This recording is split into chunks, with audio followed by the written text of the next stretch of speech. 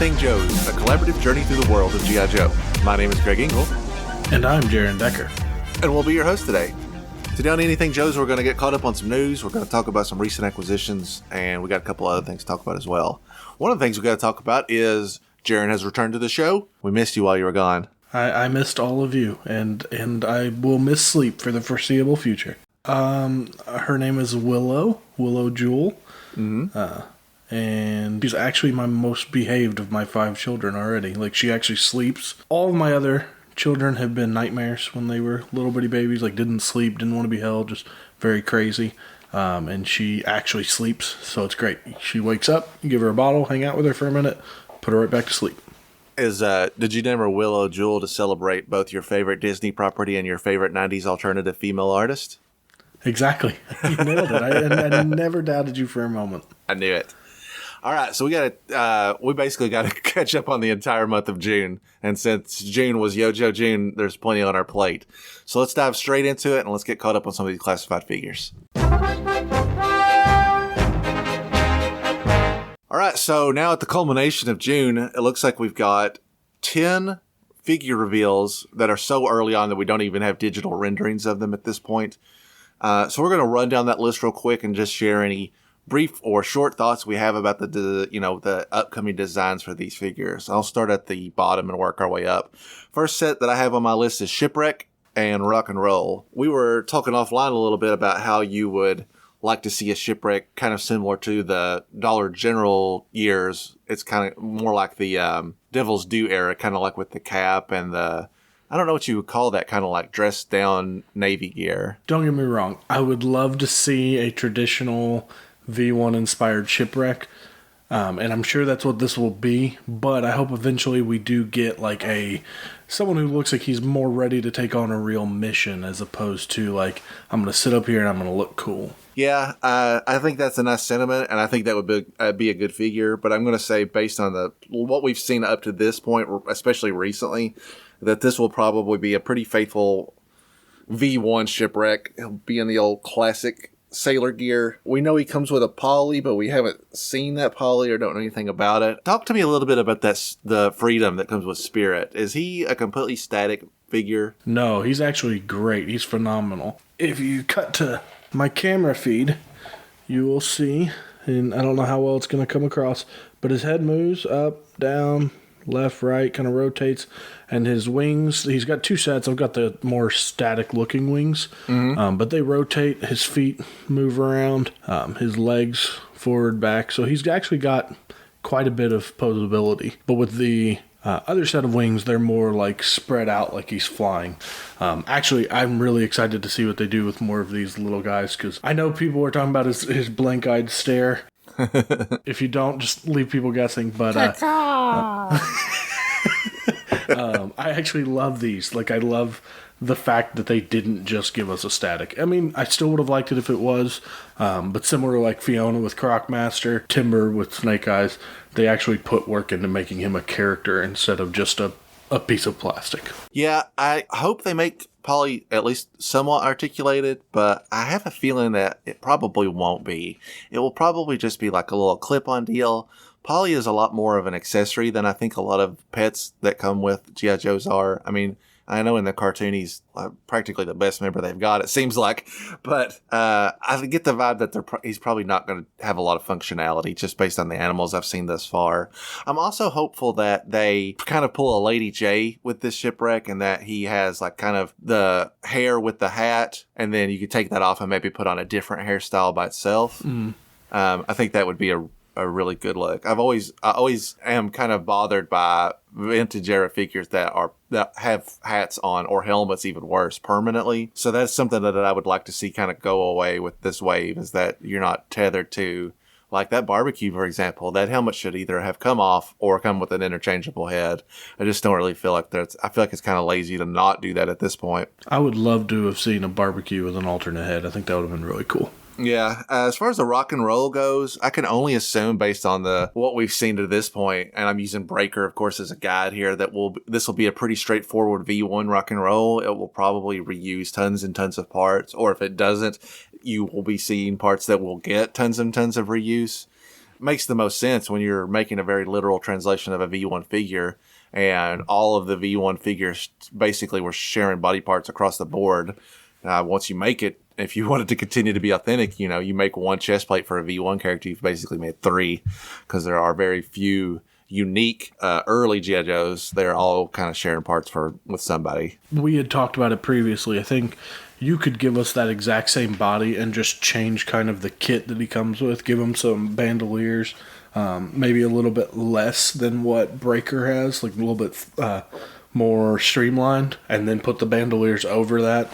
And I think I'd be perfectly happy with it. Like, I'm not going to complain about body mold being the same on any of those figures. Next 2 figures that are on the release list is Torpedo and Copperhead. Pretty similar sentiment here. I think we're probably going to be looking at another straight V1 Torpedo and another straight V1 Copperhead. And my only real issue is these are 2 guys that wear helmets or masks. So I'm going to reiterate, I would like to be able to see them without their mask if at all possible.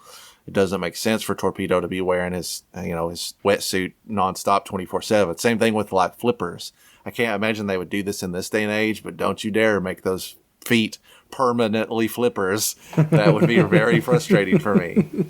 And then on the Copperhead, same idea. I'd like to have a helmet that's removable, or worst case scenario, an alternate head. I know we don't see a lot of Copperhead unmasked other than the club exclusive figure. I can't ever recall a time where he has got, you see him without his helmet. So, if they wanted to be like, don't worry about it, nobody really knows what he looks like anyway, I would stress this less. I hope that they kind of really overdo Torpedo. I know it's probably not going to happen, but if they gave us almost like a deluxe figure of him, where he has his water outfit, but then they give him kind of like a dry kit, so maybe for functionality when he's not in the water.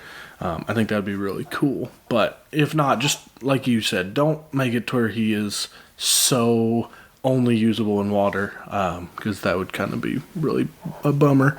And then Copperhead, just go out with the colors. Don't mute them. I want to see those colors in full. I want to see it bright and crazy. Next 2 figures that we have on the list are Snowjob and Tunnel Rat. Now, I'm going to take another educated guess based on the verbiage used when describing this, but I think that Snowjob is going to be another one of those deluxe figures like Kamakura is, like Dr. Mindbender is.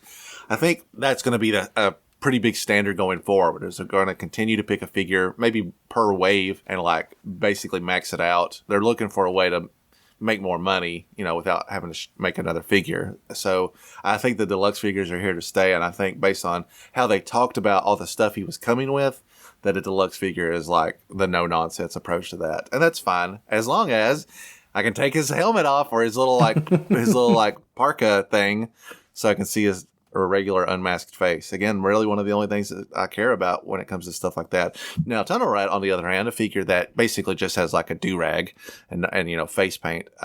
As long as they stick to the regular, version of that, I'm totally fine with it. I would actually be fine with a couple of different variations of Tunnel Rat, but I get the inkling that they're just going to stick with the tried and true. The only real question is, what will Tunnel Rat's real face look like? Because we've seen so many dramatically different approaches to how he looks, from the figures to the cartoon to later cartoons like Renegades, which really reimagined him. I'm curious if they'll, Tunnel Rat's supposed to kind of be roughly based on Larry. And so I make him look like Larry. That would be fine with me. Just, his head mold is out there being used by Fresh Monkey Fiction. I don't see why they couldn't get some kind of permission to at least do it. Well, I do know that have said at one point that they would prefer to not do actual likenesses. But I think in this one case, it would probably be okay to look the other way for Larry. If not, I would like him to look as close to his V1 face as possible. Or in the cartoon, you probably get a little bit more detail out of that. You've made me believe that it's going to be deluxe, but how cool would it be if they gave us a Breaker-esque version? So it's him with like the polar battle bear or something like that. I think that would be awesome. I doubt it's going to happen, but I think it would be a really cool way to keep that alive. Because as far as I know, other characters we've talked about, I don't know anything else that could make sense with something of that size, similar to Breaker with the ram or Baroness with the coil. And I want to see more of that. I love those little bikes or little small vehicles. And then as for Tunnel Rat, I think he would be really cool. I don't care what version. I don't think there's a version I've seen that I don't like. You said they don't want to do likenesses, but it's not like this is Star Wars or Marvel where you're having to pay a bunch of likenesses for every single figure. So just do it for Larry. We're at the point, we're going to be, RO300's coming up. Like, it's time. We celebrated the 40th anniversary. Let's do it, go all out, and then give him his little flashlights on his backpack. I think that'd be cool. Yeah, I wonder if he'll have that huge honking backpack like the V1 does. That thing is... Just go crazy. Make them actually light up. Sonic Fighters, Tunnel Rat, here we come. Yeah.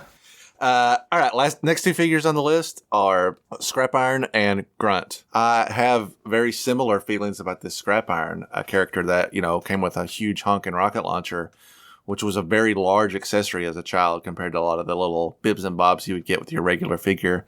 So I'm also not going to rule out the possibility that Scrap Iron would be a deluxe figure and that he would come with maybe, I don't know, whatever a modernized version of this rocket launcher, that 2 rocket launcher pack would be now. Maybe, I don't know, he could have some kind of surface to air missile, or maybe they'll even pull a metal head and they'll give him something he can wear like on his backpack and launch from there. The Grunt, the Grunt just got was one of the last air quotes retro figures that came out. So I think we've probably seen pretty closely what the formula will look like. They made that Grunt look very similar to a V1 with some minor modifications. I think this Grunt will be the same. It'll, just like Rock and Roll and just like Breaker, I think they're going to stick to their guns on these OG 13 guys and make them look, what I hate to say it, but pretty bland comparatively to some of the other more attractive figures.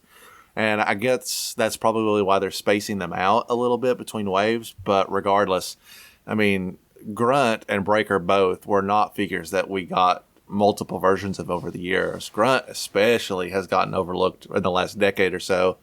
It's why it was so surprising to see the retro release. So I hope they do it right. I will say this, the one complaint I have about that retro figure that they need to address in a classified figure is his head mold. His head mold looks very bad. Not V2 Grunt bad, which looks like he's being tortured in a nightmare realm, but it just needs to look a little bit more like a normal human soldier. Every time they make a Grunt face, he looks a little bit like a synthoid or something. I think for Scrap Iron, I think it'd be really cool if you gave him some kind of launcher. I think it's just so baked into that character. I think it would be almost a disservice to just give him like a regular kit.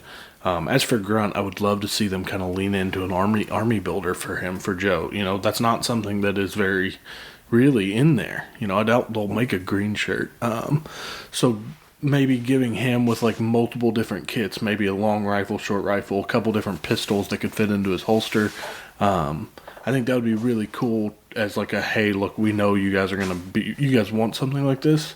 So give him a standard head peg so that you can switch between Black Series, Legends, whatever, or custom head molds. Just make it really easy for us to customize. I think that would be great. I've seen a lot of people use that Breaker mold to do customs and make kind of your standard, but if you can get one at a regular wave at the $25 price point, it's just going to be a lot more accessible for people to do that, and I think it'd be great. I would buy quite a few of them. I would have one Grunt, give him the best kit, and then buy a couple and then switch heads and give him like, this is the crew, this is the green shirts. Yeah, I would like to see that as well. Heck, if they make it through 4 or 5 of the original Joes, you can almost make the rest of them regardless if they make them or not. True. I would hate for it to come to that, but at least you would have a pretty easy route to get there.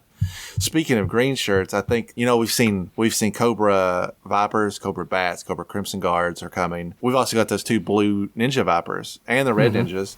So I think I'm seeing some kind of generic trooper, either a green shirt, whatever they probably won't call it a green shirt, or maybe a revival of Steel Brigade. Now, they're called Steel Battalion the last time we saw them, since they don't own the rights to it anymore. I think one of those 2 like troop builder types is got to be in the works at some point. The logistics there are, people aren't going to buy 5 barbecues, but they've seen, I'm sure, that they'll buy any troop builders have been crazy. Alley Vipers, Bats, all of those have been like a mad rush. Or, the hardcore collectors see them and will continue to buy them without having the stopping power to go, I need to stop at 5 or 10 or 15 or whatever. They just continue to buy them wherever they go. So making a Joe version of that, I think, is a no-brainer. I think we will see something like that. It might not even be in 2023, but because we have such an advanced look at what's going on. But I think that's something that we'll see sooner rather than later. All right, and that leaves the last two. These are the figures that were revealed at the round table that just happened. That's Firefly and Ripper. So not a lot of thought has to go into this Firefly because we have seen a Firefly. They're clearly going to go back and make a more authentically V1 Firefly, which is great. I think that Firefly has some issues. I don't care if they want to push some stuff forward and modernize some figures. That particular one just didn't do it for me. It happens. I'm not even saying it's a bad figure. I'm just saying it doesn't appeal to me personally. And I think that there are other collectors that kind of were like, eh. And the further we get into this like retro reawakening, the retroverse where all classified figures really do look as close to the originals as they could possibly make them. Again, I think that's pretty much solidifies that this Firefly will be kind of back to basics, much more slimmed down, a lot less like blast gear and a little bit more emphasis on the stealth. And that's fine. I'm happy with that. They basically came right out and said, hey, it's not the green and gray one or green and black one. So what other version could you possibly be referring to other than the original V1? And then Ripper, this is a figure that I think everybody was kind of wondering when the regular Dreadnoks would start. We've got a Zartan. There's a Zorana basically knocking at our door.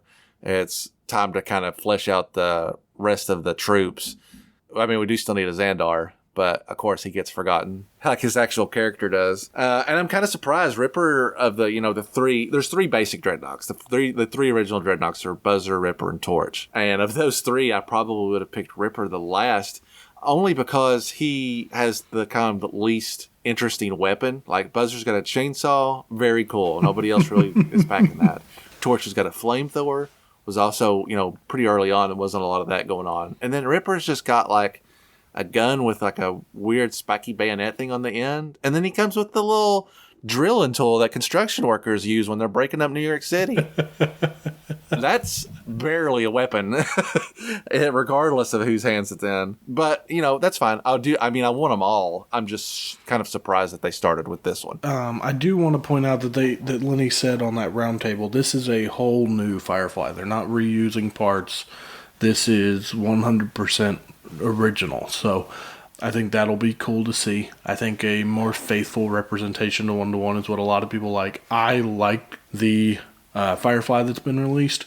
The only problem I have with it is that it's harder to pose because of how big his body armor is. But I loved the drone, the kit that he gave him, the little tablet. I thought it was cool. Actually, probably one of the ones that as I go back to, I really enjoy it every time I use it. So I didn't need one, but I know that there are people out there clamoring for it, and I'll buy it and enjoy it all the same, and it'll just be interchangeable for me on which one I use. So that's the figure recap. That's everything that we know is been revealed and is coming. I assume we will begin to see digital renders of those probably, around the end of the year. We're pretty far out in terms of what's coming out, what's going to be coming out, and what's still in the early design phases. I mean, we're well into 2023 at this point. So anything that surprises you at this point is only going to surprise you for a while, because you're going to be sitting on the thought of it for quite a bit. That's not a factor in also that there were some discarded production samples for what we believe are a Serpentor that's coming soon. We saw a head mold and a couple other body parts, and I mean, just like when that Alley Viper prototype stuff was found, I'm not really skeptical of that stuff anymore. It seems like it's a lock. It would be a lot of hard work to fabricate something like this, in my opinion. So I do think that there is a Serpentor in the works, and that it'll probably be announced at some point in the near future, and I would be shocked if he doesn't come with the little air chariot.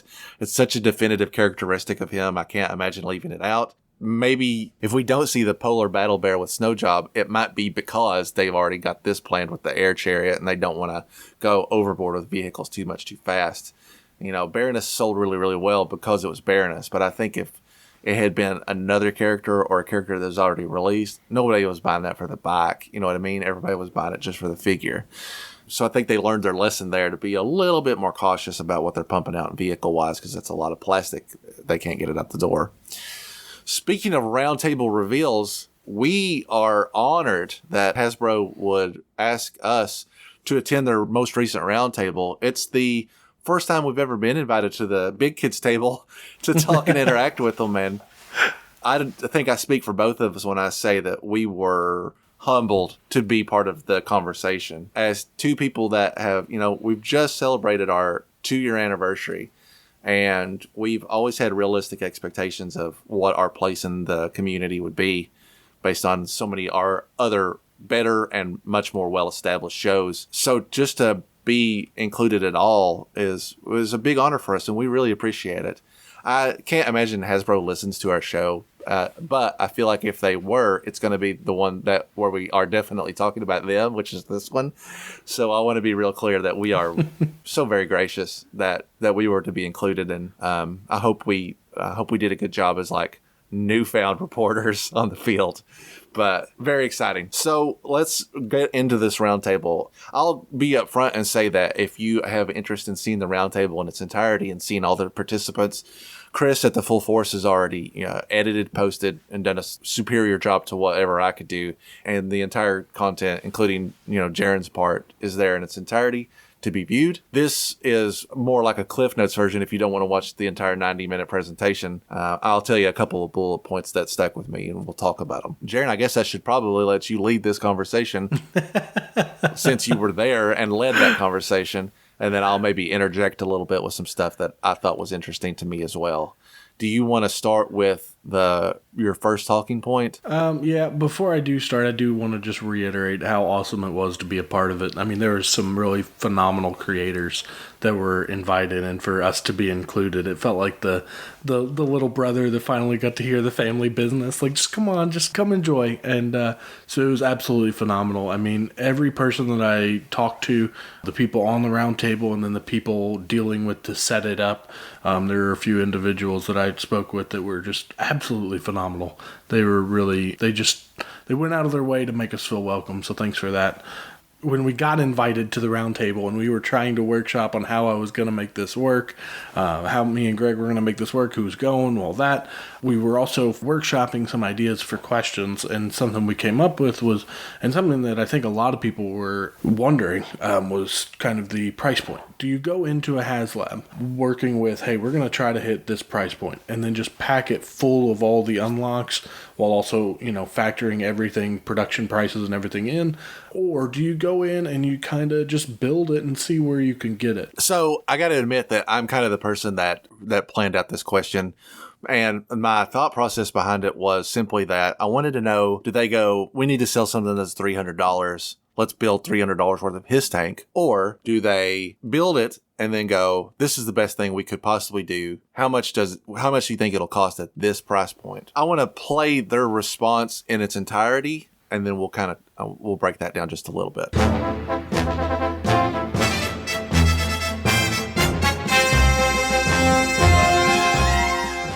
It's great to finally get with you guys. It's been phenomenal to see how you have kind of joined the brand and ushered in a new era of Joe. It's been phenomenal.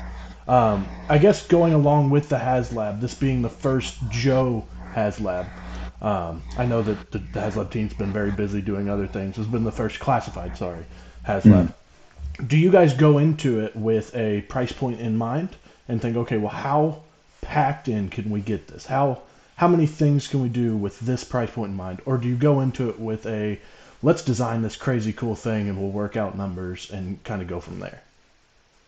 Yeah, I think that we went into this with a little bit of both as a mindset. So, when Unicron came out and when the sail barge came out, like those were enormous items with huge price tags, but those lines had established collectors who there were items that weren't necessarily that high a price point, but they had kind of tested the waters to see like, okay, these Transformers collectors, Star Wars collectors will buy those $200-$300 items if they are dream items. With classified series, because we are such a baby line, we don't have anything like that, guys. Like this was something that was totally new to us. So we wanted to make sure that for classified, we weren't going out of like our first foray into this was not like a $500, $600 like gigantic, spectacular sort of thing. We wanted to keep it a little bit more reasonable. And especially considering that his tanks are, first and foremost, troop builder vehicles, we didn't want it to be, it is expensive, I will admit, but it's not prohibitively expensive. It's not like saying one of these will be $1,000, but if you want your army, it's really going to be $5,000, you know? And so I think that keeping that kind of price point in mind, we were able to kind of think about what size vehicles we'd be able to scale up at that price point to make them, to be able to make them in a way that felt purposeful and beautiful and detailed. We didn't want to half-ass anything, I guess, if for lack of a better term. Sorry, Whitney, for saying that. But like, I think that we wanted to make sure that we were proud of the work that we were doing and that we felt good about this, and that we thought that all of you in the Joe community would also feel good about this. Does that seem okay, Lenny? It seems right on the money. They basically said it was a little bit of both, but they did definitely key in on, like, at one point it was going to be like $600-700 because they had to cut something, and I think that was RC. I think, in my mind, I think it was going to be remote control. Oh, really? That's very interesting. He mentions, and if you listen back, he mentions, what are people going to do with this? You know, he said, we know what people were going to do with the, what was it, Colossus? The Sentinel, that's what it was. He was like, we know what they're going to, but what are they going to do with this? And in my mind, it led to me thinking, oh crap, they were going to do like RC or something. Like they wanted to give it something, but they, you know, the price point was just unattainable. Yeah, it is interesting to think that they designed, potentially double what we were going to cost. And there's a couple of points that I can kind of sum up that they talk about as well that are all extremely valid. The first is that this is the first classified HasLab they were doing. They still don't have a real good thumb on what the collector's market for stuff like this is. You've never done one. You have no idea what people's reactions are going to be, which is valid. And so they basically were like, we designed it probably more expensive than it should have been. We whittled it down essentially to be this more aggressive price point as a test. And obviously, that test was extremely successful. And that's just kind of the way it had to be. In order for the HasLab project and classified partnership to be successful, it had to be successful. And so they set it lower. And they also, they talk a bit about Star Wars. They go, Star Wars has got a dedicated, lifelong community of hardcore collectors that will shell out for Jabba's Barge or Luke's video game palace. I don't know. I can't name any Star Wars places. And something they did mention in that same breath was that even in those HasLabs, there was stuff in that scale that worked. There's nothing in that scale for classified now, except for a ram cycle, but it's not the same. With the Jabba's sail barge, you had the small skiffs. You have your Luke's land speeder. You have your, there's all these other vintage collection sized things that are already out into the market. So that, hey, there's people that are buying this stuff. Whereas with a classified, that's not, you don't know the type of collector. They might all be, topping out at $100 or whatever, So I think I think they absolutely knocked it out of the park, especially now as you see the stretch goals unlocked. We've seen 3 of them. There's one more to be revealed. I just think it's something that's impressive for them to go in without knowing, and I think they really hit a good price point. It's a good play, and it makes sense from a business perspective. It doesn't hurt us that our first HasLab is slightly smaller than the normal $500+ HasLabs that they break out. And if anything, it did give us a chance to be like, hey, we're serious, and we're going to show you exactly how serious we are.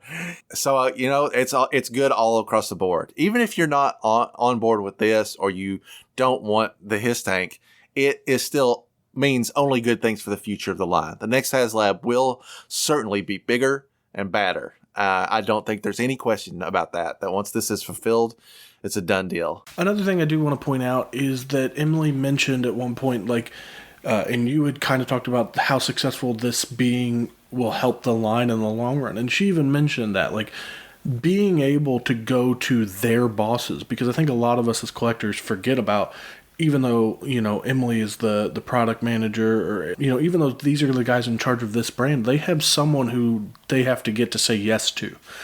So they have to take that. So we're giving them tangible feedback of the G.I. Joe community is hungry for this type of thing. So now they can take that and go to their bosses or, their seniors and go, hey, the community is hungry. Let's go out. So that shows, hey, there's G.I. Joe collectors out there. Let's go ahead and prioritize. They've had all of this market research basically from these other lines, from the Marvel Legends, from the Black Series, from that, for so long that they know that there's a giant group of collectors. This is kind of our first real big foray into, this is exactly how hungry we are. So make some more product and get it in onto the shelf for them. Yeah, let's talk a little bit about the other added value that comes with this. We've seen, at the time of this recording, we've seen 3 of the unlocks to this point. We've got, first of all, it comes with a driver automatically.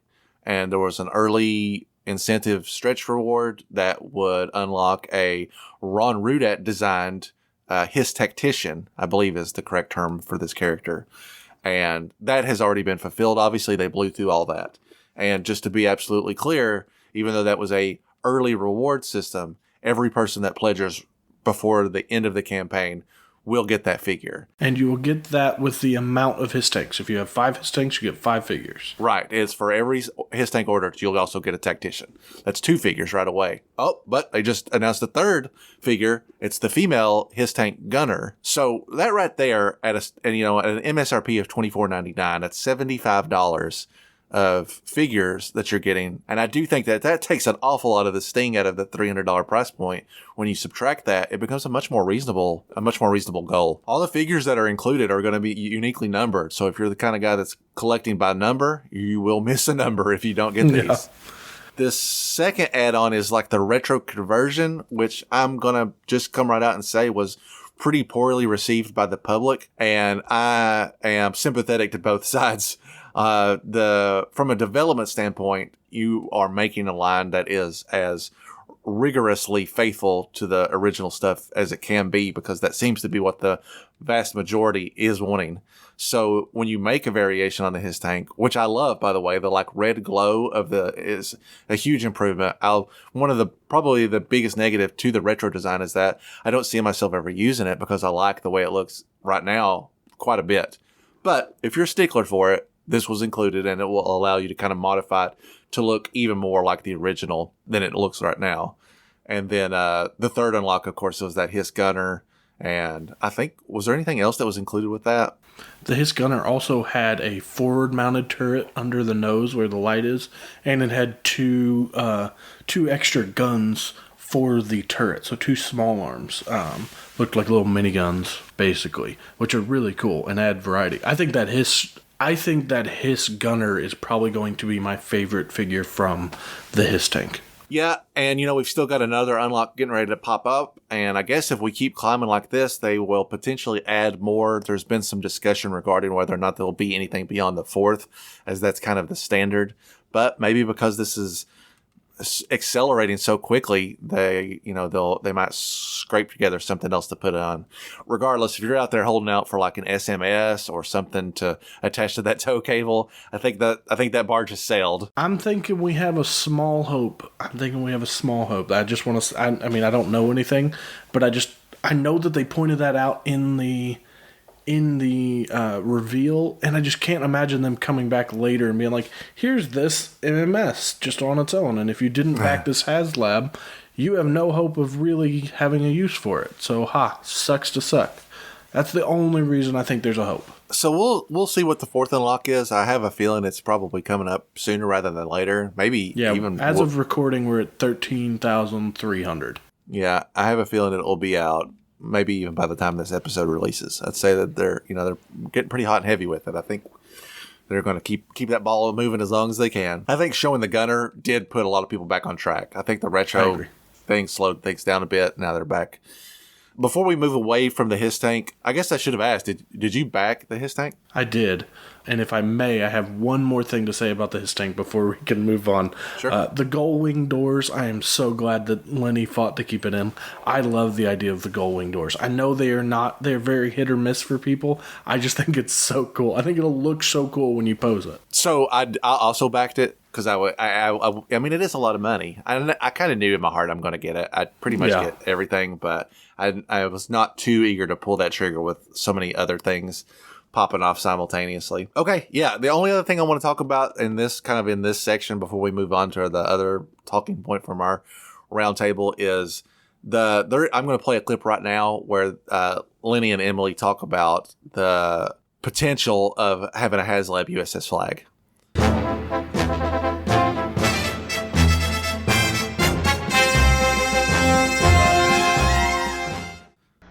I love people's enthusiasm for USS flags. I really do. But like a classified flag, we did some numbers. It would be like 20 feet long and I could stand inside of it. That is not reasonable. That is like a tiny house. Yeah, we ran the numbers on a basic one. Like not basic, an original one. And like, dude, inflation, like not even current inflation, not even this crazy world we live in. Before that, we had run some numbers on it, and it's like, it's not 1983 anymore. Like it doesn't pass any current QA standards. We'd have to redesign it from the ground up to make sure that if you stepped in the middle of it, the whole thing wouldn't collapse. You have to be able to surf on it. Yeah, which could also be fun. So the only reason I've included this clip is because it's something that comes up a lot. People, often jokingly are like, "Why don't you guys make a flag? We want a flag. Please bring us a flag." And I think it's best summed up. First of all, I just want to say full credit that if I worked at Hasbro and I was a product line, I would have never even looked into it. You guys all know the price of plastic is out of control. It can't be. These days are gone, man. The 6.5 foot playset is practically fiction. It just can't be done the way it used to be. The concept of just buying an original flag, scanning it, and reissuing it is still a preposterously expensive idea.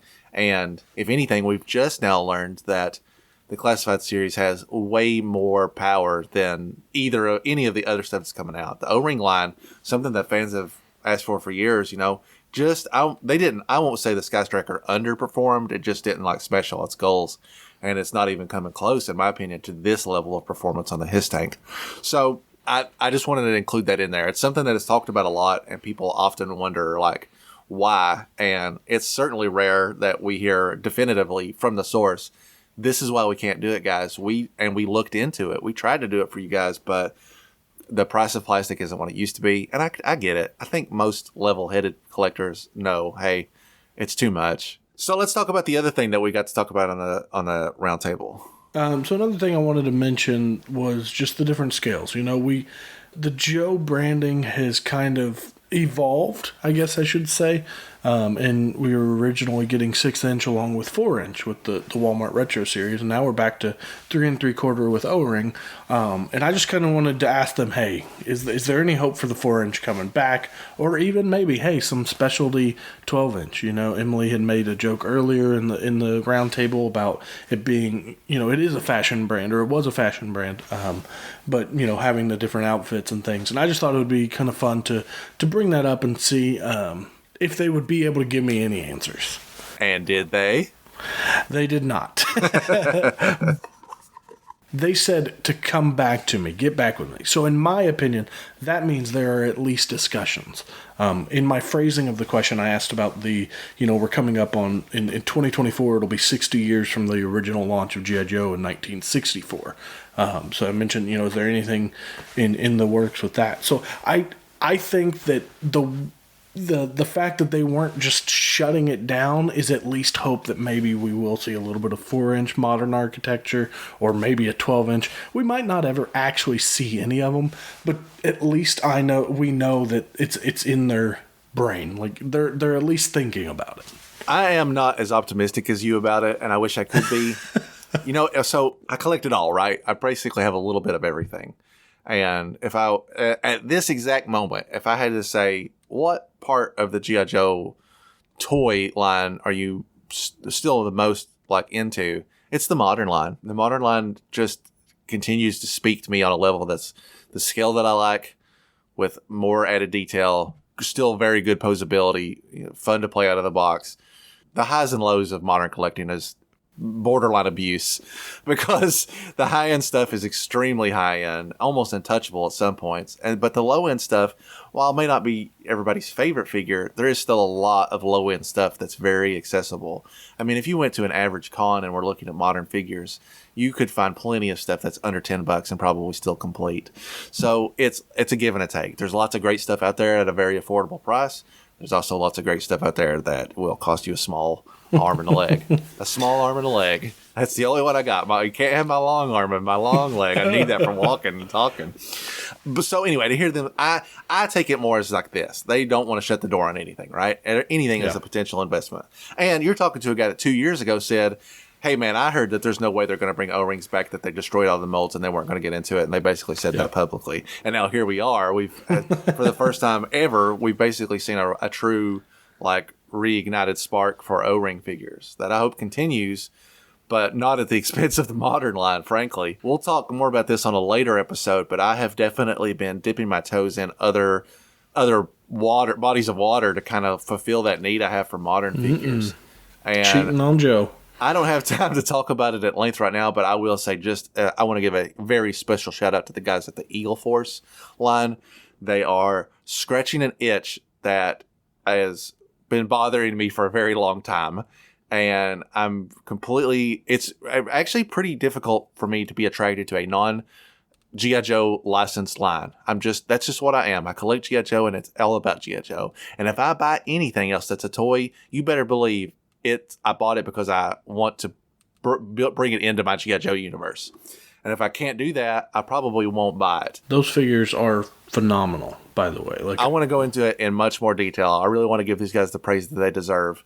And in a future episode, we're going to kind of buckle down and talk a little bit about Eagle Force, and I want to talk about Coulson Longbow. I want to talk about Valaverse stuff. We've been picking up a lot of out-of-the-box stuff that we don't talk about a lot, and I want to give these guys their dues. But that'll have to wait for another episode, because we have got to talk about recent acquisitions. Welcome to Recent Acquisitions, where we buy things and then tell you we bought them. Yep. Wow, that's a tagline that I didn't know we needed. Just to really explain what we're doing here. It's been quite a while since Jaren and I have sat down and recorded a regular episode. And I won't say I've been going crazy, but I've bought a pretty good, lot of stuff just across the board. I did buy Eagle Force stuff. I did buy Coulson Longbow. I did buy the After Action Report Volume 2. And I've been buying, they've got some Lightyear toys out now that are pretty darn compatible. I've been picking that stuff up. But just in terms of Hasbro stuff that I've bought recently, the stuff that I want to talk about, I got 3 kind of categories, and I'll just brush right through them, and then we'll get into your stuff. I've been obsessed quite a bit, and you'll know this from past episodes. I've been pretty obsessed with the tiny playsets from 82 to 85 that were coming out. Mm-hmm. And I've made a lot of progress. I mean, I've actually made a considerable amount of progress, enough that I can probably mark off first 2 or 3 years completely. Awesome. I actually had to sit down, make a checklist, bag these things up, because there's so many little moving parts with these sets. I did pick up a forward observer unit, which is complete. And I also picked up a Cobra rifle range, which was complete. I had incomplete versions of both of these, and it just is almost always easier to just try to find a complete one and just pull the trigger and then merge what you got and get rid of them. I've actually got so many extra little bibs and bobs from these things, like barrels and barriers and ladders and whatnot, that if you put all that stuff together and you have extras, you just kind of add those extras to it, and it gives it an even more diorama-ish feel. But I've made a significant progress. My first probably 3, maybe even 4 years of G.I. Joe vehicle collecting is really coming to a head. It's coming down to just the big boys, a couple of other vehicles that I just need to get a few parts for. But progress continues, albeit slowly. I'm still working my way through it. My second thing that I got was I scored a lot of figures from a guy on eBay. I've recently been kind of very passively looking at carded figures from the late end of the vintage run, because those figures are considerably less desirable and are pretty darn affordable, all things considered. So I bought a 1993 Duke. That's the Battle Corps years, if you're not familiar with. And I got a 1993 Stalker, also Battle Corps. Is that Duke the one with like the red camo? No, this is the one. This is the one after that. He still has that tan vibe, but he has like a brown patches around. Actually, a very good Duke figure in my opinion. Just an outfit that doesn't get used because his classic suit is so iconic. It was one of those things they used for just a little bit in the comic, and then they steered him back towards the original. Gotcha. I got a Battle Corps Stalker. I got the Battle Corps Major Blood, and I got a Battle Corps Gung Ho and a Battle Corps Dr. Mindbender. I got all 5 of those on card, all in pretty darn good shape for about $100. Oh, dang. So, yeah, that breaks down to just about $25 per figure. And I'm going to take an educated guess and say $25 a figure is probably what it would cost you to buy a loose complete one. So, and I have no objective with these. I was just like, man, I'd like to get some carded figures, but I can't afford any of the really good ones. So let me see what's going on at the other end of the spectrum. And I thought, man, these are cheap enough that it almost doesn't matter what they are. If it is a vintage G.I. Joe on card for under $30, yeah, I'll take it, man. And another, you look back in another 20, 30 years, just like we are now, that stuff could be worth significantly more. But I thought it would be cool to have and kind of like have them decorated up, or maybe even hanging in a protective case, just to kind of like look like the old toy stores. I know a lot of people like to do that. So I'm really happy with that. And I've already got a very, very small handful of late era carded figures that I've randomly come across. I'm not collecting anybody in specific. I'll just be looking around and I'll go, oh, here's Gristle for $30. Okay. Why not? That's more of when I have a little bit more disposable income, it's kind of the stuff I'm looking at. That deal almost fell in my lap. So, and the last thing that I bought was something that has been on my wish list for a very, very, very long time. And honestly, not something I thought I was ever going to get, but I did. You might remember several episodes ago, maybe earlier this year or late last year, I talked about, I finally found a Tiger Force Outback. I mean, the most desired international figure for me and for many others, I'm sure. Maybe not the rarest, but certainly one of the most unique. And Outback is a very, very, very high-ranking Joe in my list. It's a figure that I've wanted pretty much forever. I remember wanting it as a young child, like when I first learned about international figures. I think I picked up one of the Action Force magazines that was over in the States, not on a news rack or something. It was in a comic book store, and it's like him and Psych Out are off on a mission together, and I read it and was like, why does he have white hair? And look at that shirt. That led me down that rabbit hole to find that figure. But I mean, it took me 20 years to get it, basically.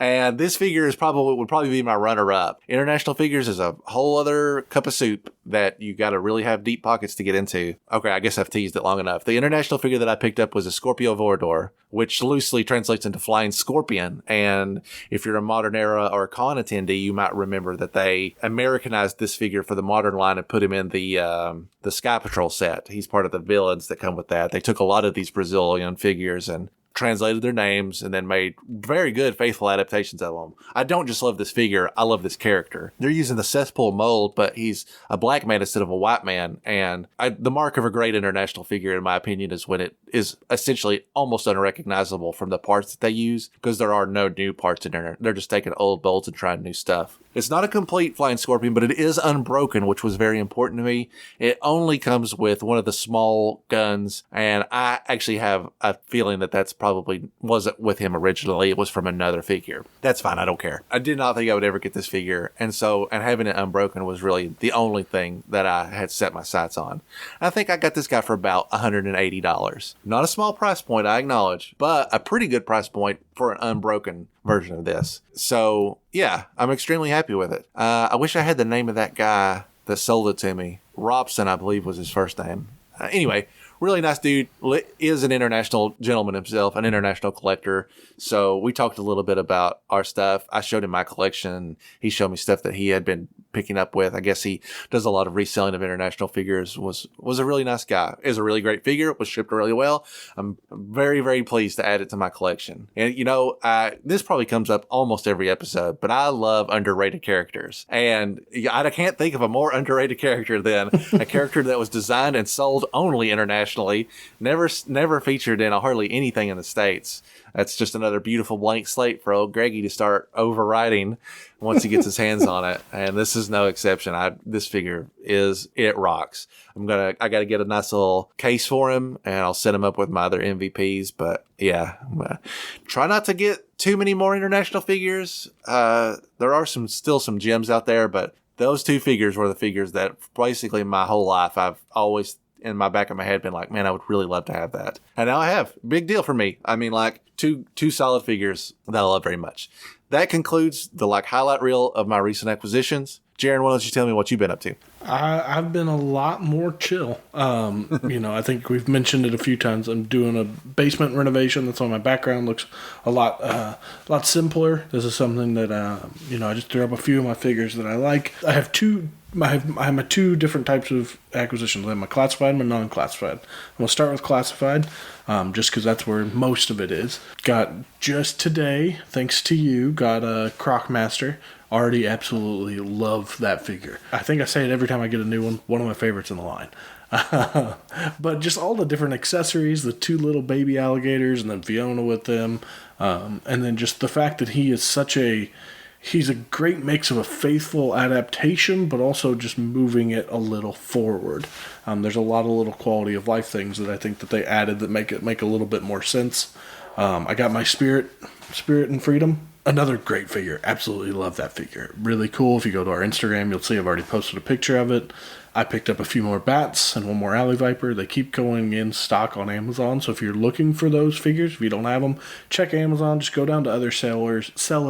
That's where I've been finding luck on them. Finding them at that $25 price point. They always just say they're coming in a little bit later. So 2 weeks or so roughly, but they always come in earlier than whatever the ETA.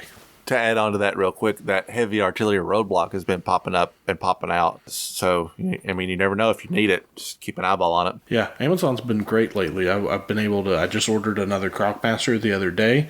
I ordered another heavy artillery roadblock, which I actually got in. That was another one of my acquisitions.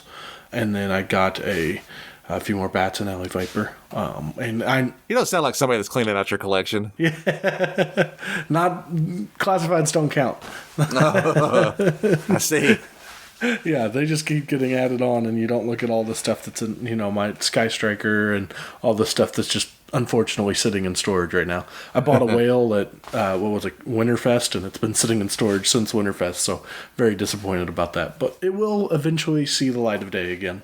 With Kentuckiana coming up at the end of the month, I got to really start making a wish list of things that I'm looking for. I need to at least pick a handful of vehicles and really document what's missing, because I had a tremendous amount of luck with Greg number 2's place, Lost and Found Toys. He really organizes all those spare parts. So I'm optimistic that if I take the time and do the diligence of what I need, I'll be able to score a great deal. Really looking forward to seeing those guys again. Yeah, absolutely phenomenal. The fact that they go through and actually sort it is so amazing. I wish I had everything out so that I could go through that, but I'm not climbing through storage to look at it and then probably break stuff and then put it back in storage and break stuff. I'll wait. I'll play the waiting game. How much longer do you have before your basement area will be completed? I'm at the waiting game. It's this one gas guy. He's supposed to move a gas line, and that is what everything is waiting for. As soon as he's done with that, I can finish the whatever those windows are where kids can escape. Those windows I've got to get finished. All windows are windows that kids can escape from. That's true. Not the ones that are in now. That's the problem. Well, let me introduce you to my second child, Tunnel Rat. Can find a way out anyway. Oh, okay. Sorry, I kind of cut into that. Did you have anything else? The non-classified pickups is I got a lift ticket. I was messing around on Facebook Marketplace one day, just scrolling through, saw a lift ticket, did a good price, bought it. Nothing glamorous, but I didn't get a lift ticket, so now I have a lift ticket. You have a very nice Tomahawk, so it's... Yep. It's important that you have a nice lift stick as well. I assume he does not have his microphone. No. Yeah, that's okay. I can find you a good repro one if you want one. Yeah, absolutely. I absolutely do not care. I don't know if I own any original microphones on my vintage line. They're so easily lost. They're so expensive. I'm just like, just repro it or forget it. Or I'll just forget that he came with it altogether. All right. Well, man, it's good to be back on the grind. I really miss this. You know what? I totally forgot, but I want to give a special thanks to Joel from Order of Battle for filling in while Jaren was off. I had a tremendous amount of fun talking to him, and we are going to record the second half of the best modern figures of all time, but it will be a little bit before it comes out unless we put it out as a special episode, because in 2 short weeks, we'll be back with Cobra Convergence 6. That's right. We are official participants this year. We're not just shoehorning our way in like we normally do to these events. We were actually officially invited, and we are also extremely excited and proud to be part of this event this year. We've been working on something very special, which I unfortunately gave the reins to Jaren. So the topic will not disappoint everybody. Everyone will love it. But some people will. We're working on that right now. We're going to put the finishing touches on it, and then we'll get it ready to go. It'll be up on the 20th of July, 2022. So if you're listening to this within a 2-week period, first of all, thanks, first responders. And second of all, we'll see you on the 20th with an exciting video that we've been planning for almost half of the year at this point. We've been kind of brainstorming on it. And that's it. We'll see you then in 2 short weeks where anything's available for discussion here on Anything Joe's.